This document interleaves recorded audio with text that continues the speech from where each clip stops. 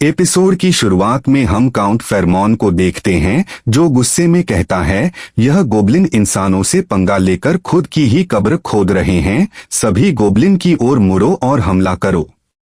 Empire के बहादुर शेरों, उन सभी को मार डालो।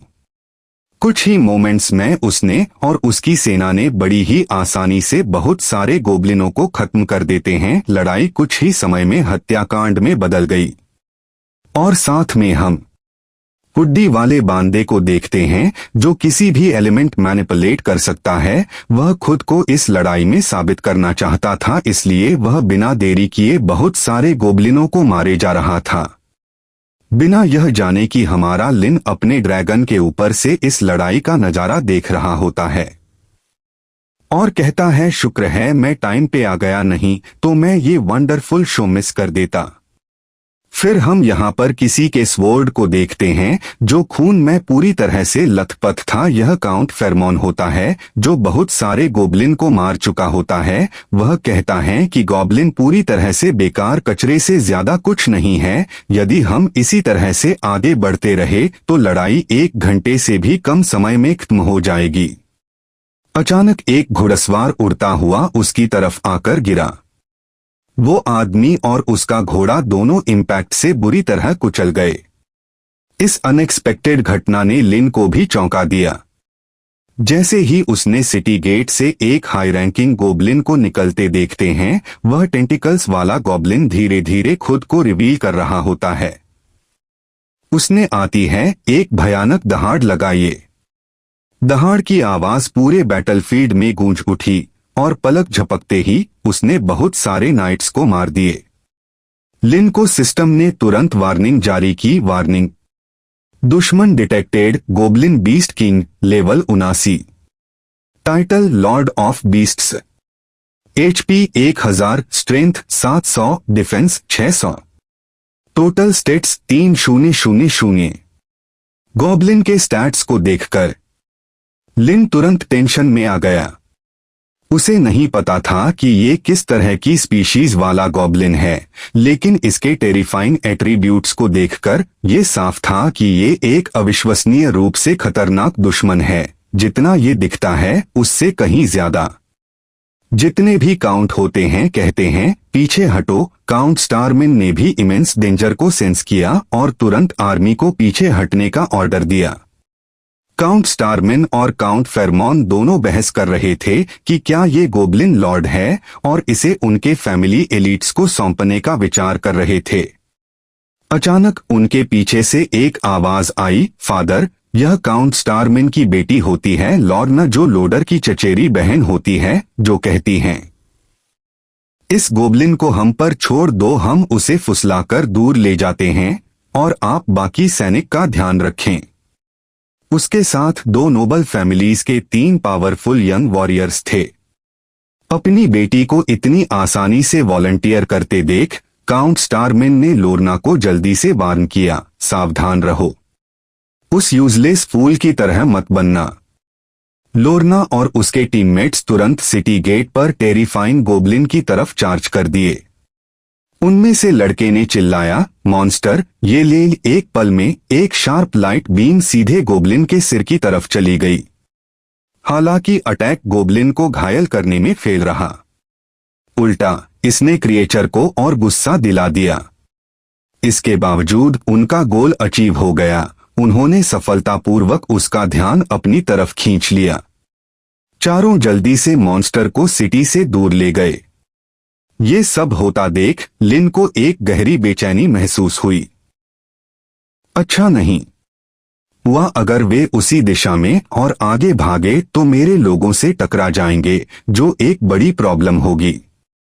लिन ब्राइट टाउन सिटी के ठीक बाहर थोड़ी दूरी पर रुक गया। अब साफ था कि उसकी स्पीड उनकी उम्मीदों से कहीं ज्यादा थी। सबसे बुरी बात यह थी कि वो खूबसूरत बोल्ड लड़की भागने वाली नहीं लग रही थी। लिन ने प्रेडिक्ट किया कि टीम का एक मेंबर जल्द मारा जाएगा। अगले ही सीन में हम देखते हैं कि लोर्ना की टीम एक मेंबर गॉब्लिन बीस्ट के हाथों मारा गया। गॉब्लिन बीस्ट ने उसके शरीर के सारे अंग अलग अलग कर दिए। सुनहरे बालों वाला लड़का गोब्लिन मॉन्स्टर की ओवरऑल पावर देखकर उसकी आंखें गुस्से से जल रही थीं। उसने खुद से कसम खाता हूं कि मैं इस कमीने मॉन्स्टर के दांत तोड़ दूंगा और उन्हें ट्रॉफी के रूप में सजा के रखूंगा। उसकी टीम ने उसे जल्दी से पीछे खींच लिया और वार्न किया, अपना गार्ड डाउन मत करो, हमें फैलकर अलग अलग एंगल से अटैक करते रहना होगा। इससे लोरना को स्ट्राइक करने का परफेक्ट चांस मिलेगा।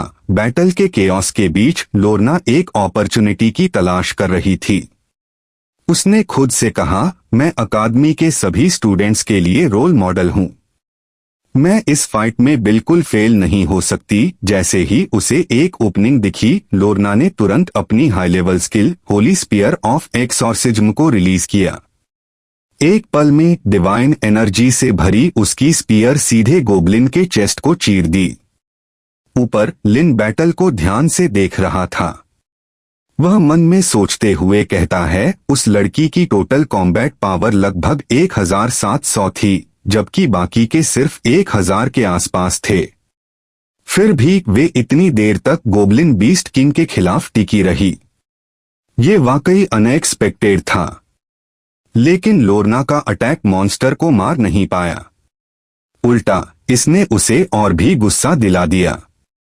गोब्लिन गुस्से से दहाड़ते हुए कहा कि ओए कमीनी औरत, तेरी हिम्मत कैसे हुई मुझ पर चुपके से हमला करने की। उसने अपना सिर पीछे झटका और गहरी सांस ली।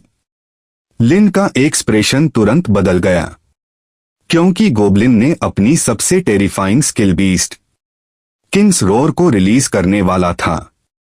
तभी एक भयानक दहाड़ पूरे बैटलफील्ड में गूंज उठी। ये Lord of beasts goblin king की भयानक एबिलिटी थी। लिन और उसका ड्रैगन दोनों ही वाइब्रेटिंग साउंड से ऑफ बैलेंस हो गए। लिन ने उम्मीद नहीं की थी इतनी पावरफुल साउंड वेव्स होगी। इसकी क्रूरता तो मेरी इमेजिनेशन से परे है। वह अपने ड्रैगन को शांत करने के लिए संघर्ष कर रहा था। उसे ऑर्डर दिया कि वह बीस्ट गॉब्लिन की टेरिफाइंग दहाड़ की डेंजरस रेंज से बचने के लिए और ऊपर उड़े। उधर जो लोग जमीन पर गोब्लिन से लड़ रहे थे, वे लोरना को छोड़कर बाकी सब पहले ही मारे जा चुके थे। वह कांप रही थी, जमीन पर बैठी हुई, सोच रही थी कि सब कुछ इतना गलत कैसे हो गया। एक गोब्लिन इतना पावरफुल कैसे हो सकता है? उसे विश्वास नहीं हो रहा था। उसके जैसी स्ट्रांग लड़की एक गोब्लिन का सामना नहीं कर सकी। उस वक्त उसमें भागने की और ताकत नहीं थी और वह जायंट गोब्लिन उसकी तरफ धीरे धीरे बढ़ रहा था। डर और एक कमजोर आवाज में लोरना ने किसी से उसे बचाने के लिए कहा, लेकिन गॉब्लिन बीस्ट ने एक अटैक करके लोरना को मार दिया। उसकी चीख सिटी तक गूंजी और लड़ाई एक पल में रुक गई। उन्होंने पहचाना में देरी नहीं लगी कि ये लोरना की आवाज है और तुरंत समझ गए कि उसके साथ कुछ हुआ होगा।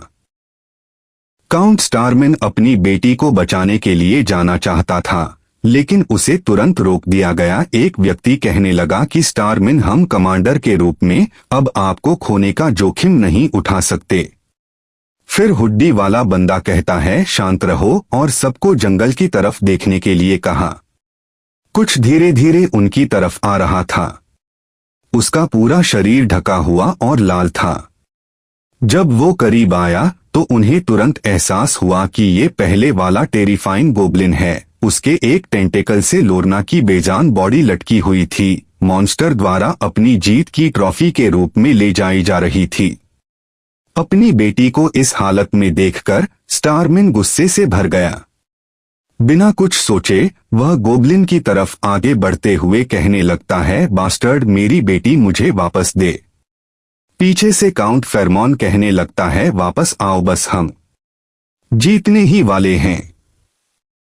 वह आसपास के लोगों की चेतावनियों को इग्नोर करते हुए आगे बढ़ा गया। वैसे ही गोब्लिन का डरावना चेहरा अचानक मुस्कुराहट में बदल गया।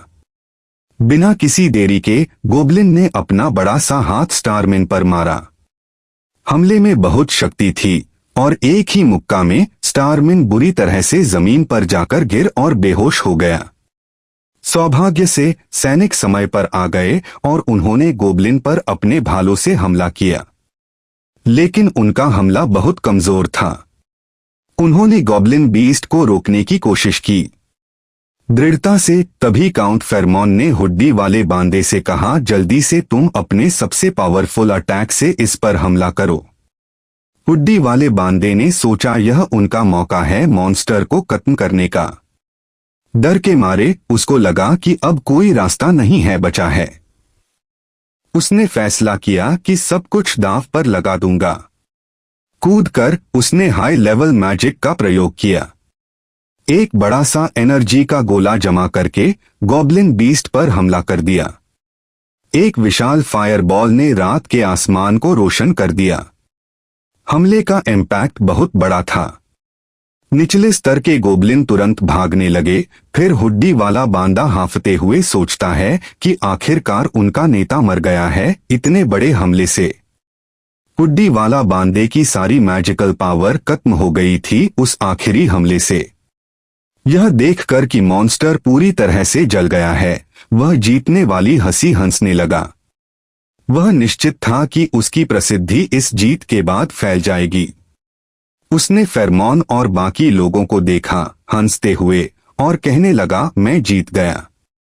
मैं एक एपिक लेवल एडवेंचरर हूं। लेकिन उसने ध्यान नहीं दिया कि फेरमॉन और एक सैनिक अभी भी कांप रहे थे उस बड़े से गोबलिन को देखकर। उनके डर की वजह जल्दी ही स्पष्ट हो गई। गोबलिन बीस्ट का भले ही उसका शरीर पूरी तरह से जल गया था, पर वह अभी भी जिंदा था। उसका बड़ा सा मुंह नुकीले लोहे के दांतों से भरा हुआ मुंह खुल गया और जल्दी से हुड्डी वाले बांदे की तरफ बढ़ा। हुड्डी वाले बांदे के प्रतिक्रिया करने से पहले उसके शरीर का ऊपरी आधा हिस्सा पूरा गोबलिन के पेट में चला गया।